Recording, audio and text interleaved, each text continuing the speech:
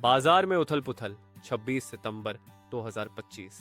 Tariff, मुद्रास्फीति और crypto में हाहाकार। प्रमुख सूचकांकों का अपडेट। सुप्रभात ट्रेडर्स और निवेशकों, चैनल पर आपका फिर से स्वागत है। 26 सितंबर का दिन वैश्विक बाजारों के लिए एक तूफानी दिन रहा है और हमारे पास विश्लेषण करने के लिए बहुत कुछ है। चलिए शुरू करते हैं कि गुरुवार को प्रमुख सूचकांक कहां बंद हुए। S&P 500 में एक महत्वपूर्ण गिरावट आई। यह ZOPSTI 0.5% गिरकर 6783 पर बंद हुआ, जो इसकी लगातार तीसरे दिन की गिरावट है। डॉव जोन्स इंडस्ट्रियल एवरेज भी इससे बच नहीं पाया। यह 0.38% या 174 अंक गिरकर 42,262 पर बंद हुआ। इस बीच तकनीक आधारित नैस्डैक कंपोजिट 0.5% गिरकर 22,7 पर बंद हुआ। यह 3 दिवसीय गिरावट का सिलसिला मार्च के बाद से प्रमुख अमेरिकी सूचकांकों के लिए सबसे लंबा सामूहिक डाउनटर्न है, जिसमें S&P 500 और नैस्डैक दोनों एक सप्ताह के निचले स्तर पर पहुंच गए हैं। विशेष रूप से चिंताजनक बात यह है कि इस साल यह केवल दूसरी बार है जब तीनों प्रमुख सूचकांक लगातार 3 सत्रों तक एक साथ गिरे हैं। वैश्विक बाजारों पर नजर डालें तो तस्वीर मिली जुली थी। यूरोपीय सूचकांकों ने कुछ लचीलापन दिखाया। जर्मनी का डैक्स वास्तव में 0.54% बढ़कर 33,777 पर पहुंच गया, जबकि FTSE 100 ने 0.37% की मामूली बढ़त के साथ 9,272 पर बंद हुआ।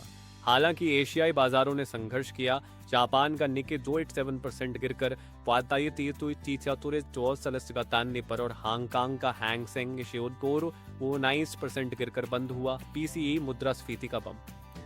आज बाजारों को चलाने वाली सबसे बड़ी खबर personal consumption expenditures PCE price index का प्रत्याशित विमोचन है। यह फेडरल रिजर्व का पसंदीदा मुद्रास्फीति मापक है। यह डेटा, जो पूर्वी समयानुसार सुबह 8:30 बजे जारी होने वाला है, ने व्यापारियों को किनारे पर रखा है। अर्थशास्त्री अनुमान लगा रहे हैं कि अगस्त के लिए PCE मुद्रास्फीति साल दर साल 2.7% बढ़ेगी, जो जुलाई के 2.6% से अधिक है। कोर PCE, जिसमें अस्थिर खाद्य और ऊर्जा की कीमतें शामिल नहीं हैं, के सालाना 2.9% की अपनी गति बनाए रखने की उम्मीद है। ये संख्याएं महत्वपूर्ण हैं क्योंकि वे अविश्वसनीय रूप से लगातार 54 महीनों से फेड के 2% के लक्ष्य से ऊपर बनी हुई हैं। जो बात इसे विशेष रूप से महत्वपूर्ण बनाती है वह यह है कि कल उम्मीद से बेहतर आर्थिक आंकड़ों ने पहले ही बाजारों को हिला दिया था। दूसरी तिमाही की GDP को संशोधित कर सालाना 3.8% कर दिया गया, जो पिछले 3% के अनुमान में कोई बदलाव न होने की उम्मीदों को जब पार कर गया। प्रारंभिक बेरोजगारी के दावे गिरकर केवल 218,000 रह गए, जिससे बेरोजगारी 2025 की सीमा के निचले सिरे के पास बनी रही। इस मजबूत आर्थिक डेटा ने फेड की उम्मीदों को नाटकीय रूप से बदल दिया है। दिसंबर तक आधा पॉइंट दर में कटौती की संभावना तेजी से गिरकर केवल 60.5% रह गई और व्यापारी अब आक्रामक फेड सहजता पर अपनी दांव कम कर रहे हैं। ट्रंप का टैरिफ प्रहार।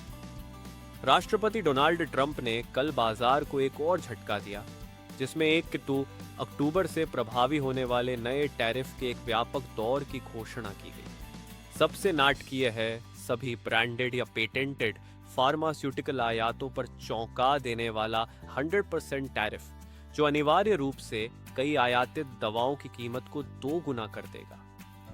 लेकिन इतना ही नहीं, ट्रंप ने हेवी ड्यूटी ट्रकों पर 25% टैरिफ, किचन कैबिनेट्स और बाथरूम वैनिटीज पर 50% टैरिफ और असबाब वाला फर्नीचर पर 30% टैरिफ की भी घोषणा की। अकेले फार्मास्यूटिकल टैरिफ ब्रिटिश कंपनियों को महत्वपूर्ण रूप से प्रभावित कर सकता है, जो सालाना अमेरिका को 22 बिलियन से अधिक के फार्मास्यूटिकल उत्पादों का निर्यात करती है।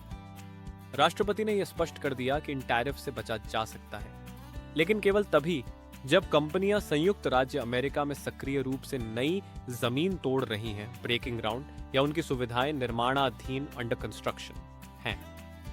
इसने पहले ही बड़ी घोषणाओं को प्रेरित किया है, जिसमें एली लिली ने इस सप्ताह ह्यूस्टन में 6 समेत बिलियन की विनिर्माण सुविधा के लिए योजनाओं का खुलासा किया है, जो उनके पहले घोषित 5 बिलियन के वर्जीनिया प्लांट के अतिरिक्त है। इसके जवाब में एशियाई और यूरोपीय फार्मास्यूटिकल शेयरों में भारी गिरावट आई, जिसमें हैंग सेंग बायोटेक इंडेक्स 2.58% गिर गया और नोवो नॉर्डिस्क, रोश, नोवार्टिस और एस्ट्राजेनेका जैसी प्रमुख यूरोपीय फार्मा कंपनियों में शुरुआती कारोबार में 1.8% से 2% के बीच गिरावट आई। संयुक्त राष्ट्र में राजनीतिक भूकंप। संयुक्त राष्ट्र महासभा ने इस सप्ताह काफी राजनीतिक गहमागहमी प्रदान की। राष्ट्रपति ट्रंप ने अपने जाने पहचाने बेबाक अंदाज में 55 मिनट का भाषण दिया, जिससे विश्व के नेता कुछ असहज होकर हंस रहे थे तो कुछ अपनी सीटों पर बेचैन हो रहे थे। ट्रंप का संदेश स्पष्ट था। उन्होंने 7 युद्धों को समाप्त करने का दावा किया और रूसी ऊर्जा खरीदना जारी रखने वाले यूरोपीय सहयोगियों के खिलाफ अतिरिक्त टैरिफ की धमकी दी। उन्होंने विशेष रूप से नाटो सदस्यों को निशाना बनाया, उन्हें रूस से तेल खरीदकर अपने खिलाफ युद्ध को वित्त पोषित करने के लिए पाखंडी कहा। उनका अल्टीमेटम स्पष्ट था, उन्हें तुरंत रूस से सभी ऊर्जा खरीद बंद करनी होगी। राष्ट्रपति ने जलवायु परिवर्तन पर संयुक्त राष्ट्र की प्राथमिकताओं को एक धोखा कौन जॉब कहकर खारिज कर दिया और फिलिस्तीनी राज्य के प्रयासों को हमास के लिए एक इनाम के रूप में खारिज कर दिया। उनके व्यापक संदेश ने संयुक्त राष्ट्र को अप्रभावी के रूप में चित्रित किया। कड़े शब्दों वाले पत्रों और महंगी नवीकरण परियोजनाओं पर अपनी निर्भरता का मजाक उड़ाया। इसके विपरीत चीनी राष्ट्रपति शी जिनपिंग ने वीडियो लिंक के माध्यम से एक महत्वपूर्ण जलवायु घोषणा की। पहली बार यह प्रतिज्ञा करते हुए कि चीन न केवल उत्सर्जन बढ़ाना बंद करेगा बल्कि वास्तव में 2035 तक उन्हें 7-10% तक कम करेगा। यह दुनिया की 2 महाशक्तियों को पूरी तरह से अलग ऊर्जा पथों पर खड़ा कर देता है। यूक्रेनी राष्ट्रपति वोलोडिमिर जेलेंस्की ने रूस की बढ़ती तकनीकी क्षमताओं, विशेष रूप से एआई और ड्रोन युद्ध में के बारे में तत्काल चेतावनियां दी।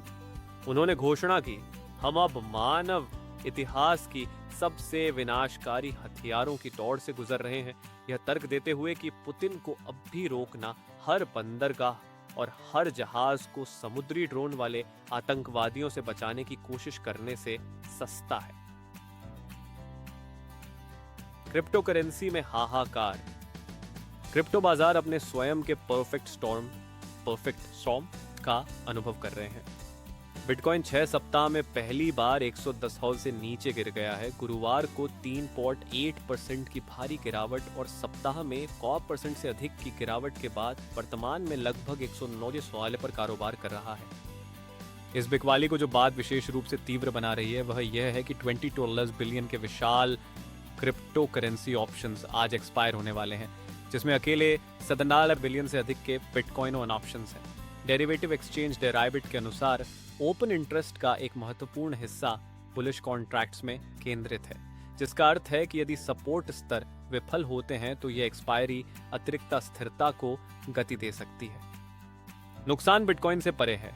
कुल क्रिप्टो मार्केट कैप केवल 4 घंटों में औसत पर 44 बिलियन गिरकर 3 ट्रिलियन हो गया है, जिसमें लगभग 8 बिलियन का लिक्विडेशन दर्ज किया गया है। इथेरियम मनोवैज्ञानिक 4000 के स्तर से नीचे गिर गया है, जो वर्तमान में लगभग 3.42 पर कारोबार कर रहा है। संस्थागत भावना भी खराब होती दिख रही है। बिटकॉइन ईटीएफ्स में 264 मिलियन की निकासी देखी गई, जबकि इथेरियम ईटीएफ से 297 मिलियन बाजार से बाहर निकले, जो संस्थागत निवेशकों के बीच बढ़ती सावधानी को दर्शाता है। ऑल्ट कॉइन्स पूरी तरह से तबाह हो गए हैं, जिसमें स्टोरी आईपी 28% गिर गया है, जबकि एवलांच, सोलाना, एक्सआरपी और बीएनबी जैसे प्रमुख टोकन सभी 4% से 15% के बीच नीचे हैं। Crypto fear and greed index ने मजबूती से फियर यानी डर के क्षेत्र में प्रवेश कर लिया है, क्योंकि व्यापारी जोखिम को कम कर रहे हैं। कॉरपोरेट आय और आर्थिक डेटा कॉरपोरेट मोर्चे पर प्रमुख आय के लिए यह अपेक्षाकृत शांत दिन रहा है, जिसमें अधिकांश ध्यान आगामी पीसीई डेटा रिलीज पर केंद्रित है। हालांकि हमने कुछ उल्लेखनीय व्यक्तिगत स्टॉक मूवमेंट्स देखे। इंटेल 8.9% उछल गया इस रिपोर्ट पर कि उसने संभावित निवेश हासिल करने के लिए एप्पल से संपर्क किया था, जबकि ओरेकल 5.6% और टेस्ला 4.4% गिर गए क्योंकि एआई क्षेत्र की चिंताएं बढ़ती जा रही हैं।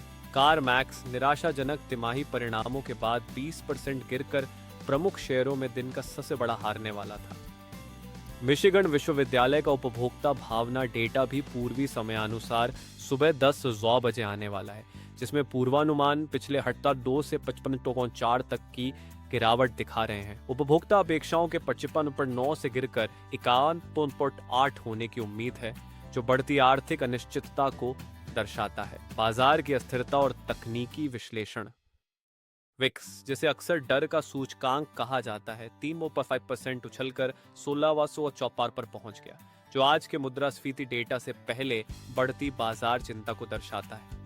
ऑप्शंस बाजार 605 के मौजूदा स्तर के आसपास S&P 500 में प्लस या माइनस 33 अंक या लगभग 0.53% की अपेक्षित चाल का मूल्य निर्धारण कर रहे हैं।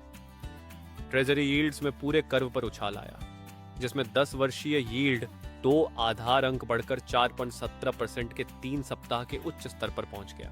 2 वर्षीय यील्ड 3.6% पर चढ़ गया क्योंकि बॉन्ड बाजारों ने आक्रामक फेड सहजता की कम बाधाओं में मूल्य निर्धारण किया। मुद्रा बाजारों में डॉलर में व्यापक रूप से मजबूती देखी गई, जिसने लगभग हर प्रमुख वैश्विक मुद्रा के मुकाबले 2 महीनों में अपनी सबसे बड़ी 2 दिवसीय बढ़त दर्ज की।